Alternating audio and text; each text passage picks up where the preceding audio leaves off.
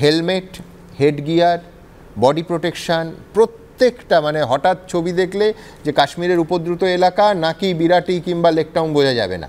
এরপর দুটো প্রশ্ন থাকে পঙ্কজদা, এক হচ্ছে এটা কি সন্দেশখালির শিক্ষা, আর দুই হচ্ছে তাহলে কি সন্দেশখালির দিন প্রস্তুতির অভাব ছিল? সুমনবাবু, আমার জীবনে অসংখ্য রেইড করেছি এবং রেইড অর্গানাইজ করিয়েছি। সেই সুবাদে আমি পরিষ্কার আপনাকে বলছি যে সন্দেশখালিতে টিএমসির বাহুবলীর বাড়িতে যে রেইডটা করেছিল, that was an idiotic venture on the part of the ED. Idiotic, আমি এইভাবে বলছি আপনাকে। কারণ একটা রেইড করতে গেলে আপনাকে আগে থেকে ইন্টেলিজেন্স কালেকশন করতে হবে। একদম। আমরা একটা ডাকাতের বাড়িতে রাতে যখন রেইড করতাম, আমরা সেই বাড়ির আশেপাশে কটা কুকুর থাকে সেটা অবধি আমরা খবর নিতাম, সেই ইন্টেলিজেন্সটা অবধি আমাদের থাকতো। এটা আমি আপনাকে বলছি, মানে রেকি ছাড়া এই হবে না।